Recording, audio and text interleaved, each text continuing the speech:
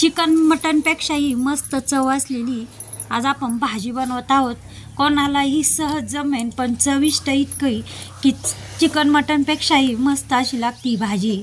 आता कांदे चुलीमध्ये मी आधीच भाजत ठेवले होते आणि ते भाजलेले पुन्हा थोडंसं तेल टाकून पुन्हा हे तळून घेते तेलामध्ये। एकदम थोडंसं 1-2 थेंब तेल टाकलं आणि ते तळून घेतले।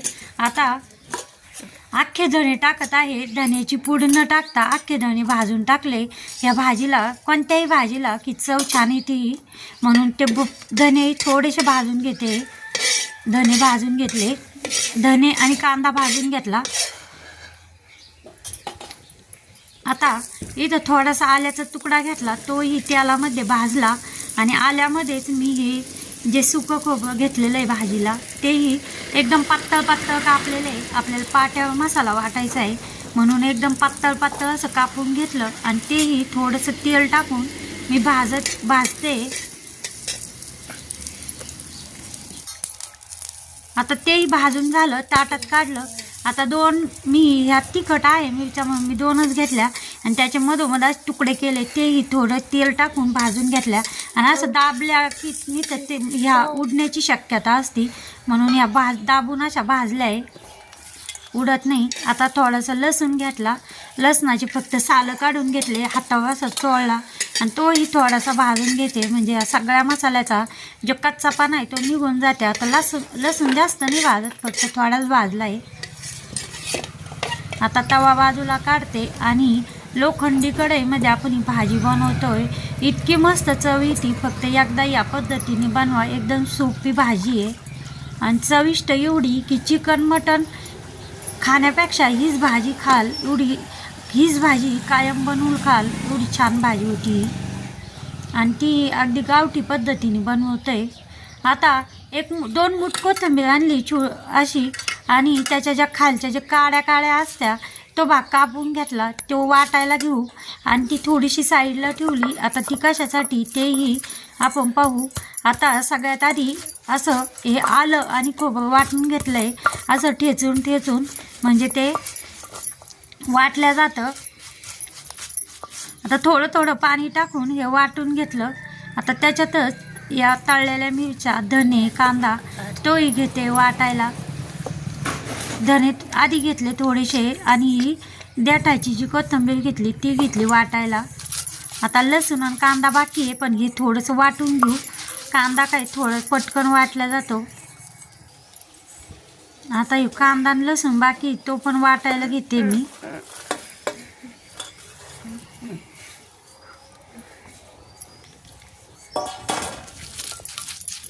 थोडं पाणी टाकून आणि एकदम थोडंसं मीठ टाकलं, मिठामुळे आहे ना मसाला थोडा पटकन वाटला जातो। आता थोडं पाणी टाकून हा मसाला सगळा वाटून घेतला।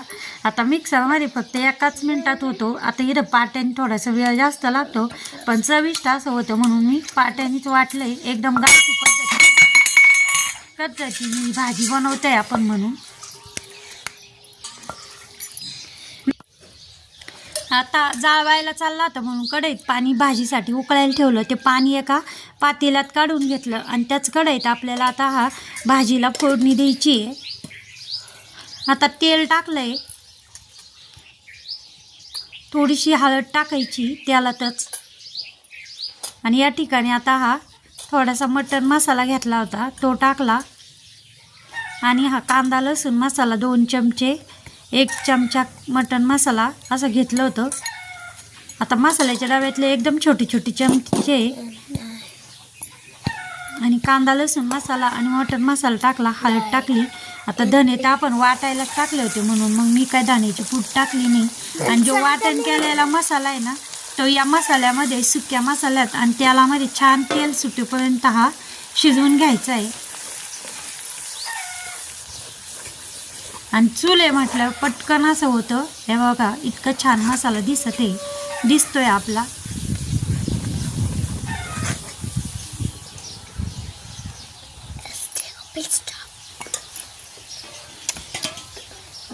आता थोडंसं आता जे उकळलेलं पाणी मी या पातेल्यात टाकलं होतं ना, ते पाणीच आपल्याला या भाजीला टाकायचं आहे।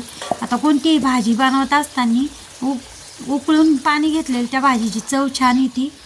म्हणून मी या पातेल्यात काढून ठेवलं होतं आधीच. आपण ज्यावेळेस मसाला वाटीत होतो तेवढ्या वेळेमध्ये इकडं पाणी पण उकळलं होतं भाजीसाठी. मग तेच पाणी मी उकळलेल्या भाजीला टाकलं आहे. थोडीशी भाजी, आता थोडीशी भाजी पातळच ठेवायची आहे, उकळायची पण आहे. आणि आपण आता याच्यामध्ये म्हणजे जी भाजी बनवतो आहे ना, त्यामुळे ती भाजी आणखीनच घट्ट होईल. आता याच्यात भाजीला चवीनुसार मीठ टाकून घेतलं. आता ही भाजी उकळती आहे तेवढ्या वेळेत आता आपण कायची भाजी बनवतो आहे ते बघू. 1 वाटी बेसन पीठ घेतलं, त्यामध्ये जी पाल्याची कोथिंबीर ठेवली होती ना ती कापली आणि त्या बेसन पिठामध्ये टाकली. थोडंसं मीठ टाकलं चवीनुसार. थोडंसं आपल्याला याच्यामध्ये हळद टाकायची, 1 चिमूट, आणि थोडंसं लाल तिखट. आता हे पीठ आपल्याला चपातीचं कणिक जसं मळतो त्या पद्धतीनं घट्ट मळायचं. पण आता हे बेसन पीठ आहे, यामध्ये पाणी टाकताना एकदम थोडं थोडं टाकायचं आहे. मी अगदी थोडं थोडं पाणी टाकून हे मळून घेतलं आहे. घट्ट गोळा असा मळायचा आहे आपल्याला. आता सगळ्यांच्या लक्षात आलं असेल की आपण काय भाजी बनवतो आहे. पण या पद्धतीने एकदा अशी भाजी बनवून बघा, एकदम चविष्ट अशी भाजी लागते.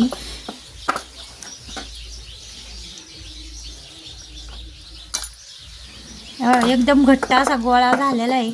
आणि आता या ताटामध्ये जो पीठ मळलेलं आहे त्या ताटामध्ये थोडंसं पाणी टाकून भिजत ठेवायचं आणि ते पाणी या भाजीमध्ये आपल्याला टाकायचं आहे. म्हणजे चवही छान येते आणि भाजीला थोडासा असा घट्टपणा येतो.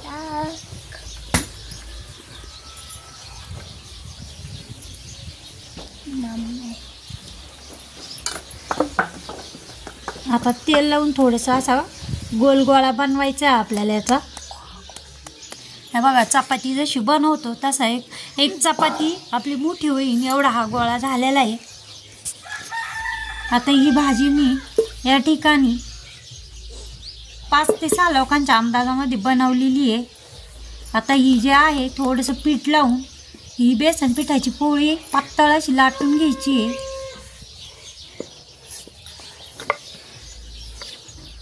आता तुमच्याकडे याला काय म्हणत्या, आता आमच्याकडे याला पाटवडी म्हणत्या, तुमच्याकडे या भाजीला नेमकं काय म्हणत्या. आता ही थोडक्यात डुबुकोडे ज्या पद्धतीने बनवतो ना त्याच पद्धतीने ही भाजी होती. आता ही बेसन पिठाची पोळी अशी पातळ अशी लाटून झाली आहे.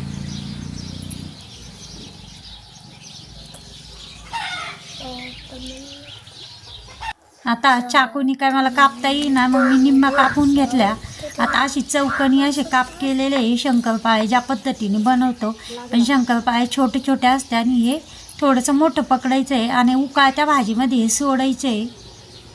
बेसन पिठाचे या कापण्या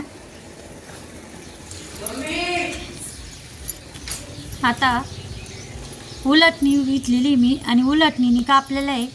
एकदम मस्त अशी त्याच्यामध्ये या भाजीत कापण्या टाकल्या ना एकदम छान अशी भाजी दिसती आपली. मला तर मला उलट चाकूपेक्षा उलटणीने पटकन यायला लागलं. आता हे सगळं या भाजी उकळत्या भाजीत सोडून द्यायचं आणि 5 मिनटात ही भाजी मी आता एकच लाकूड लावलेलं आहे. एकदम मस्त अशी भाजी दिसते. जेवढी छान दिसत आहे ना तेवढी खायलाही एकदम चविष्ट अशी भाजी झाली.